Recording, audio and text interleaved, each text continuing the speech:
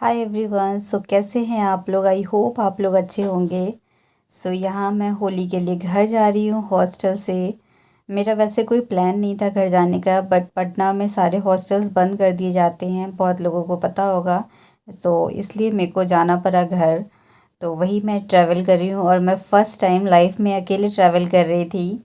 तो अब जब से मैं पटना रहने लग गई हूँ तो अब मेरे को थोड़ी अकेले ट्रैवल करना या रोड समझ में आना, पहले मेरे को नहीं समझ में आता। जब जब पेरेंट्स के साथ अपन ट्रैवल करते ना तो लगता है कि उनके पीछे पीछे ठीक है, जैसे चल रहे हैं वैसे चलो, बट अकेले ट्रैवल करो तो थोड़ा दिमाग खुलता है, ऐसा लगा मेरे को। तो वही अपन अकेले ट्रैवल कर रहे थे और कुछ मैं से ही बस में बैठ के सोच रही थी। बहुत सारी चीज़ें दिमाग में से ही चलती रहती है ना। तो ये देखिए, ये मैं अकेले बैठी हूँ और फिर पहुँच गई मैं घर। और पहले दिन तो इतनी खातिरदारी होती है कि ऐसा लगता है कि अरे बाप रे, इतनी खातिरदारी। और ये देखिए, दूसरे दिन मिल गए हैं मेरे को मटर छुड़ाने के लिए कि मटर छुड़ा दो तभी मटर पनीर की सब्ज़ी बनेगी। तो यहाँ मैं अपना लेक्चर देख रही हूँ और मटर छुड़ा रही हूँ। तो ये देखिए, दूसरे दिन असली औकात पे आ जाते हैं अपन। पहले दिन तो इतनी सेवा होती है कि अपने को लगता है कि अरे इतनी सेवा क्यों कर रही हो। कुछ इस तरह से रहा। और घर पे गई तो सब लोग बोल रहे थे कि बहुत पतली हो गई हो, बहुत पतली हो गई हो। तो हॉस्टल का खाना तो एज़ यूजुअल सबको पता है कि कैसा होता है, तो इसके इसके कारण थोड़ी मैं पतली हो गई हूँ। तो कुछ इस तरह से रहा और घर वालों से मिली, बहुत अच्छा लगा। वैसे मेरा घर वालों से ज़्यादा मिलने से ज़्यादा फोकस था कि इस बार मैं ज़्यादा खाना खाऊंगी, कि मेरे को हॉस्टल के खाना से एकदम मेरा मन उब चुका था। तो मैं सोच के गई थी कि मैं जितना खा सकती हूँ ना, मैं उतना खाना खाऊंगी बस। बट यहाँ रहने के बाद इतना मैं खाना नहीं खा पा रही थी, बट ठीक है, जितना खाया मन भर खाया।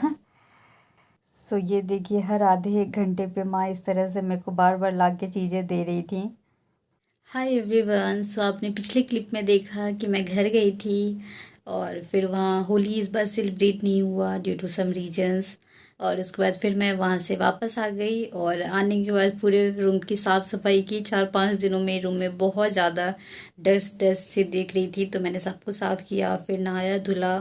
और अभी मैं किताब खोल के फिर से बैठ गई हूँ पढ़ने। घर पे भी पढ़ रही थी, बट घर पे थोड़ी पढ़ाई इधर उधर तो होती ही है, ये तो सबको पता है। तो चलिए फिर से ट्रैक पे आ गए हैं, कोशिश कर रहे हैं आने की। और घर के खानों को मैं बहुत ही ज़्यादा मिस कर रही हूँ, बहुत एक्सट्रीम ज़्यादा मिस कर रही हूँ घर के खाना को। कल 12 मार्च है, अपना टेस्ट है, तो इसके लिए मैं अब रिवीजन कर लेती हूँ और दिखाती हूँ कि मैं अपना रिवीजन कैसे करती हूँ। और फिर अपन कल टेस्ट देंगे तो ये भी इसी ब्लॉग में दिखा दूँगी। तो चलिए स्टार्ट करते हैं अपना स्टडी। चलिए पढ़ैया अपन स्टार्ट कर जाए। और घर जाके सबको लग रहा है कि मैं बहुत पतली हो गई हूँ। सबको लग रहा है कि हॉस्टल वाले खाना वाना नहीं देते हैं क्या। तो पतली तो शायद हो गई हूँ थोड़ी थोड़ी, बट ठीक है।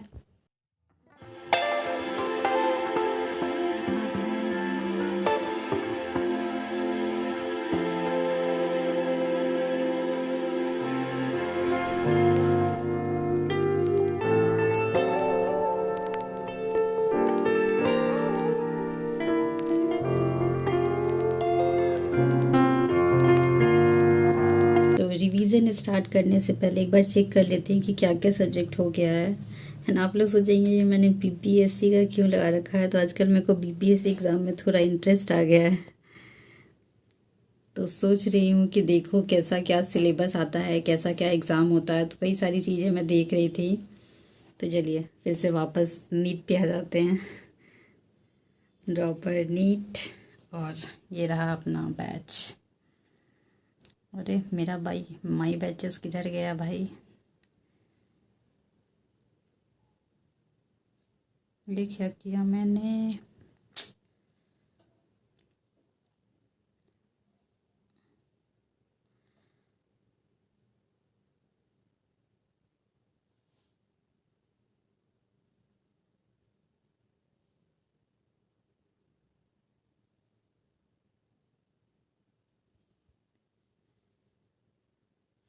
ओके, तो थर्मोडायनेमिक्स हो चुका है, केटीजी हो चुका है, ऑसिलेशंस और वेव का एक बार रिवीजन करेंगे अपन। बायोमोलिक्यूल्स और एनिमल किंगडम भी हो गया है। Photosynthesis in higher plant growth. Okay चलिए फिर रिवीजन करते हैं और मिलते हैं फिर आप लोगों से। ओके तो चलिए सबसे पहले फ़िज़िक्स से स्टार्ट करते हैं और शायद इसी में है थर्मोडायनेमिक्स। ओके चलो थर्मोडायनेमिक्स देखते हैं। ग्रेविटेशन, थर्मोडायनेमिक्स आई गेस इसके बाद ही आएगा। ये रहा थर्मोडायनेमिक्स।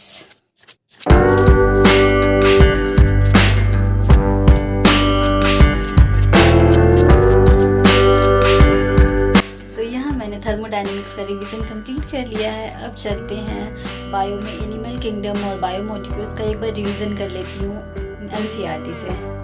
तो ये रही मेरी एनसीईआरटी। चलते हैं बायो मॉलिक्यूल्स और एनिमल किंगडम का रिवीजन करने। सबसे पहले मैं बायो मॉलिक्यूल्स का कर लेती हूँ।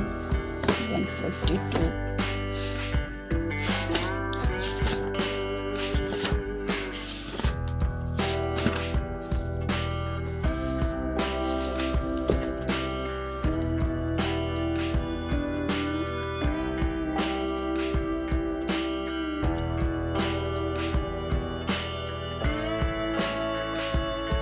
सो यहाँ मैंने अपना रिवीजन कंप्लीट कर लिया और अब चलते हैं टेस्ट देते हैं।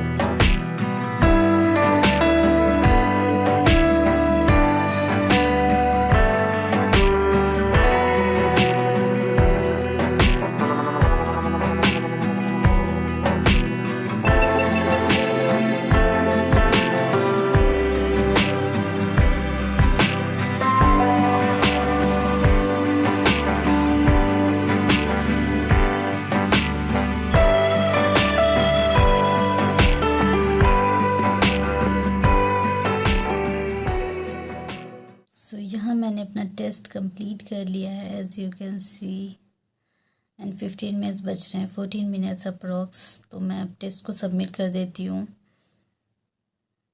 As you can see. चलिए टेस्ट को सबमिट करते हैं और देखते हैं क्या मार्क्स मैंने स्कोर करा है। वैसे तो मेरे बहुत ज़्यादा नेगेटिव होते हैं, तो इस बार मैंने कोशिश करी है कि मैं थोड़े तुक्के कम लगाऊं जिससे नेगेटिव मेरे कम हो। Okay so finally submitted and देखते हैं। Okay so I scored 543 marks and ये देखिए मैंने बोला ना कि मैंने इस बार तुक्के कम लगाए हैं। सो सिर्फ 9 इनकरेक्ट हुए हैं, नहीं तो मेरे 20-35 के अप्रॉक्स हमेशा इनकरेक्ट होते हैं। और ये रहा कुछ मेरा स्कोर।